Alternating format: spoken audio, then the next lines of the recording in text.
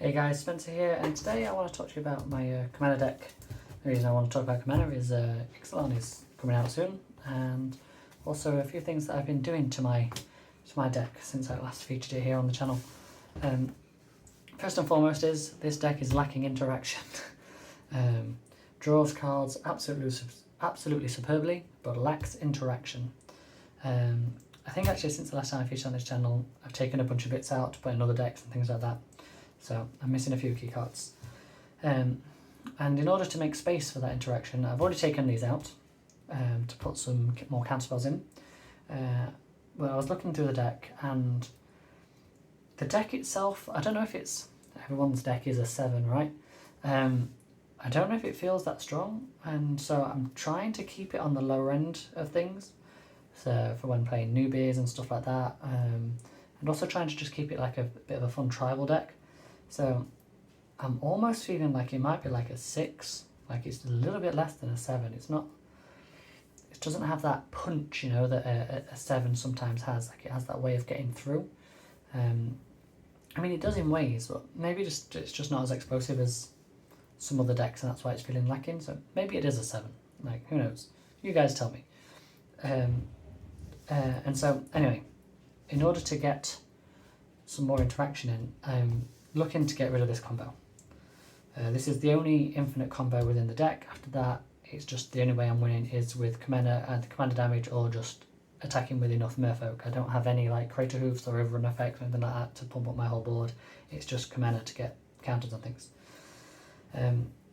So the combo, if you don't know it, is Freed from the Wheel on Kiora's Follower. So you enchant Kiora's Follower, and then say you tapped 2 mana from your New Horizons on your island, adds 2 mana of any one colour.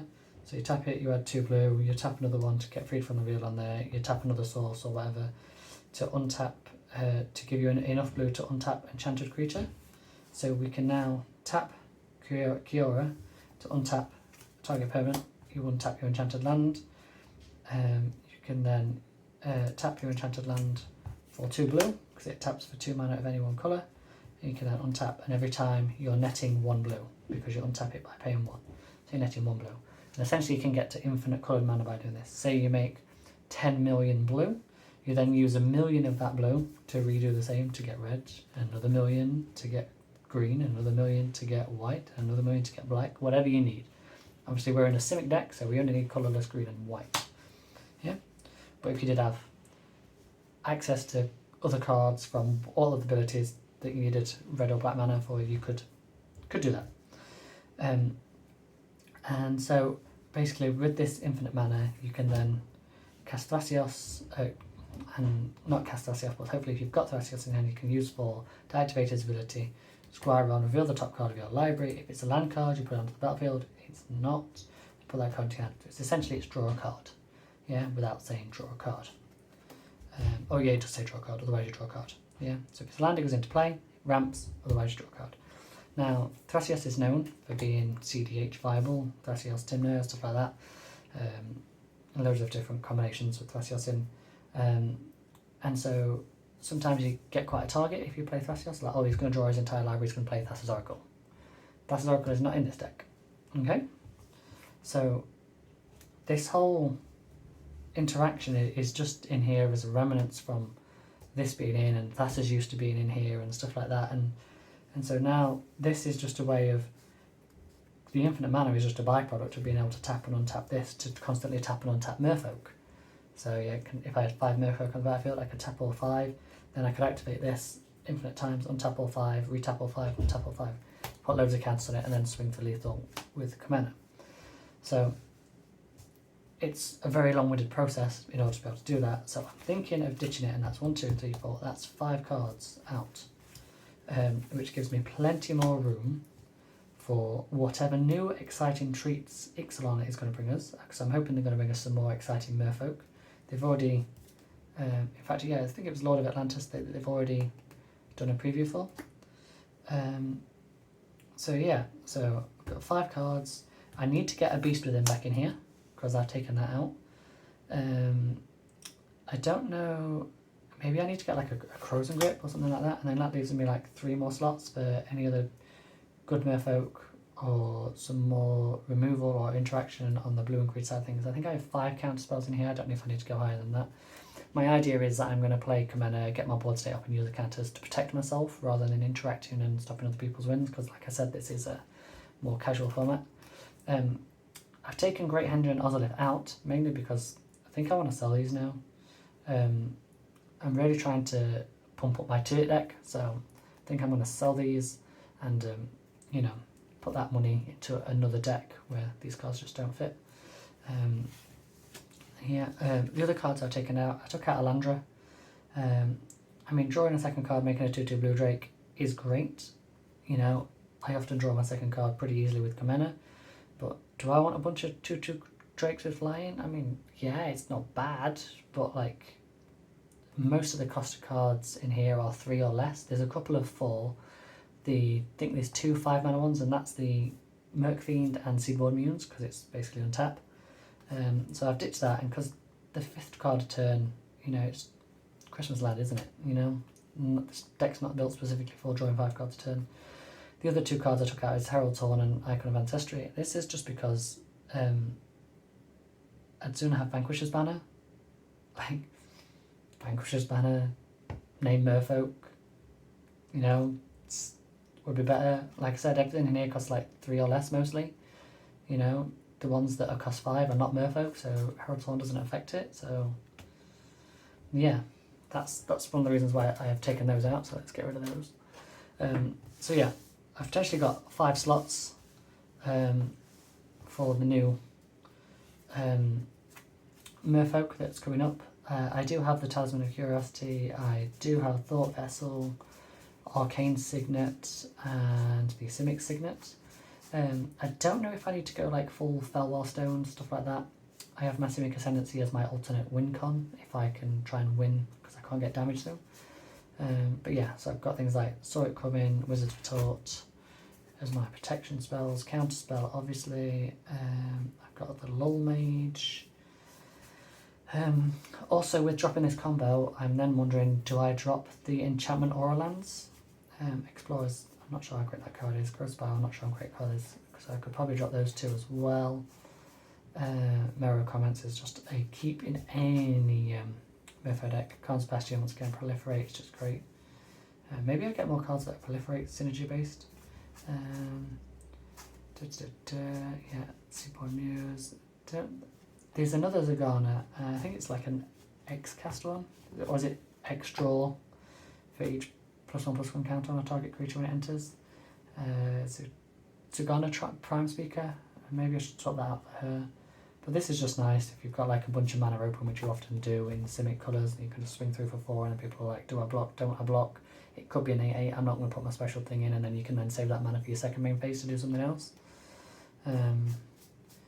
Yeah, Wolf Willow Haven, that's another one I could potentially drop, because I'm not doing this combo, I'm not needing to enchant those lands, but they are good ramp spells. Maybe I should get like Farseek and 3 Visits and ditch some of these enchantment lands.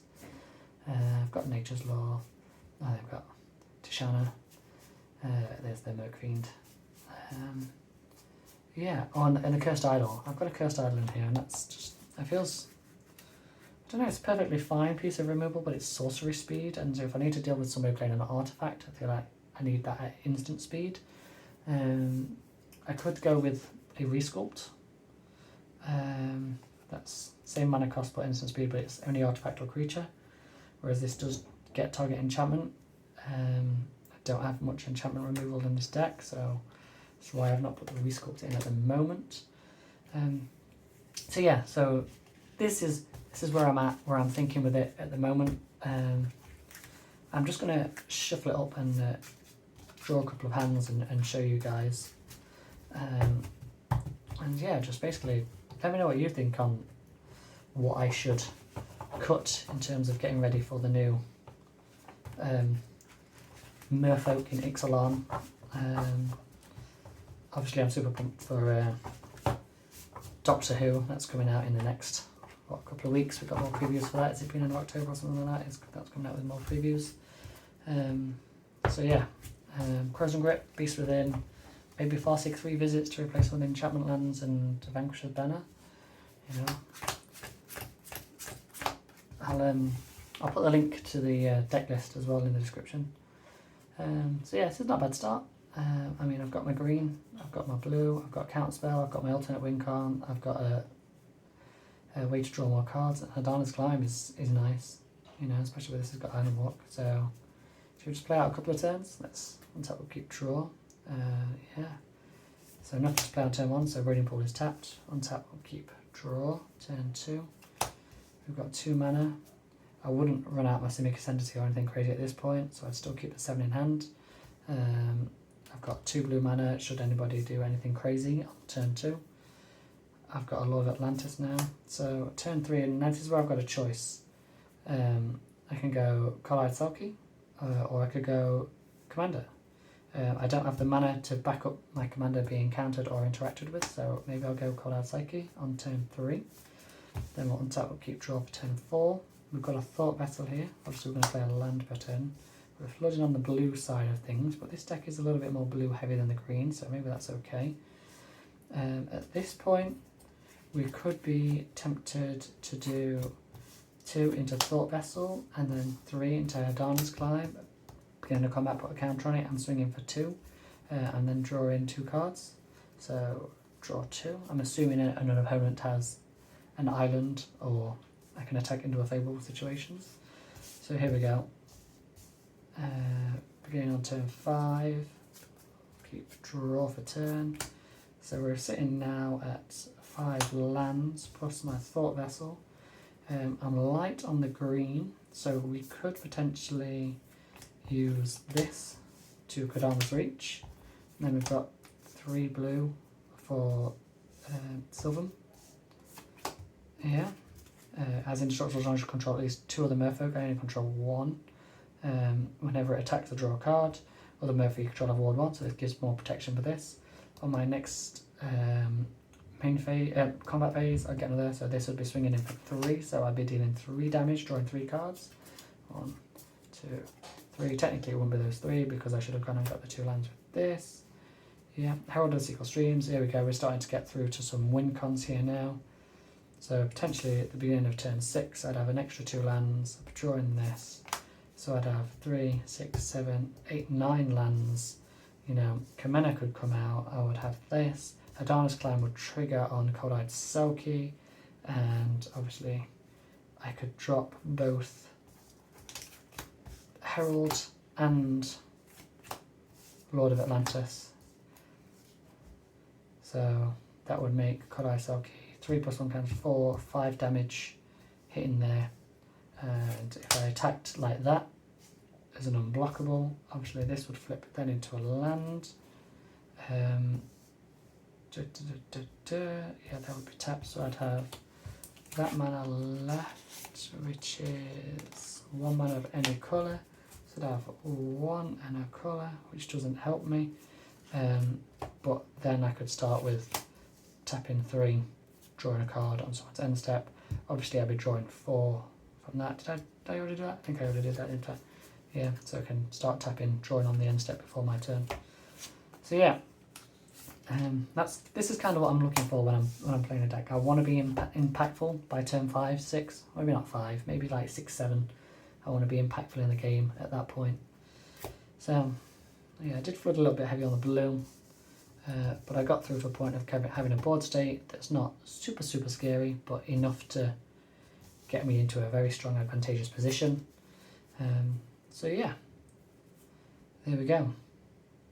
I guess this refers to a good example of referring back to my other video about knowing lines. Like, I played my cards, my land, my mana rocks when available, ramped when available to get out to accelerate myself. I also played the card which would give me the most card advantage to get back those cards I was spending. If I'd have cast my commander and then it would have died, it would have really set me back. Also casting my commander and then the card I'd down the following turn, I wouldn't have had the ability to tap 3 to draw a card, so it wouldn't have had as much value. So yeah, so ramp, card advantage, you know, then assess. Yeah, so yeah, awesome stuff. Let me know what you guys think. I'll put the link to the full deck in the description. Sorry this week's just a bit of a short one. It's been a bit of a mental week for me this week. But yeah, Let me know what you're looking forward to in Ixalan. I know there's going to be some crazy dinosaurs that are probably going to go in my Gishath deck, and also I'm hoping for some nice Merfolk. The decision will be whether I spend my money on Merfolk or I just spend my money on dinosaurs. I think it'll probably go on the dinosaurs. I'm quite liking those new full art lands as well. They could go in that deck quite easily. Anyway, thank you guys for watching. Appreciate the support as always. I'll see you all in the next video. Thank you very much. Bye for now.